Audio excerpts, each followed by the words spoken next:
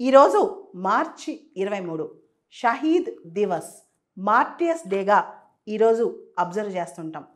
ఈరోజు చాలా చాలా బాధాకరమైన రోజు కూడా. ఇదే రోజున 1931 అంటే మార్చ్ 23 1931 ఈ తారీఖున భగత్ సింగ్, సుఖ్దేవ్, రాజ్గురు ఈ ముగ్గురిని ఎగ్జిక్యూట్ చేసింది అప్పట్లో భారత్ని పరిపాలించే బ్రిటిష్ ప్రభుత్వం. వీళ్ళు చాలా వీరులు, అమరవీరులు అని చెప్పుకోవచ్చు. ప్రతి సంవత్సరం మార్చి 23న ఈ ముగ్గురిని మనం గుర్తు తెచ్చుకుంటాం. ముఖ్యంగా భగత్ సింగ్ మనందరికీ తెలుసు, ఆయన విప్లవ వీరుడు అని చెప్పొచ్చు. 23 సంవత్సరాల వయసులోనే ఆయన ఎగ్జిక్యూట్ అయ్యారు దేశం కోసం.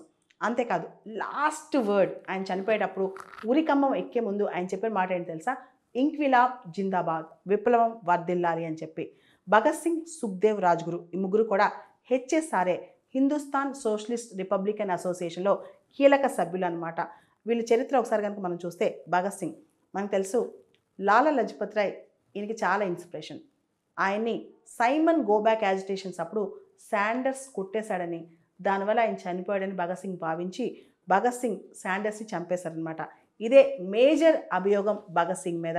అయితే అసలు లాలా లజపత్ రాయ్ని బాగా కొట్టింది స్కాట్ అనే ఆఫీసర్ అని తెలియక శాండర్స్ అని భగత్ సింగ్ అనుకున్నారని కథనాలు చెప్తున్నాయి.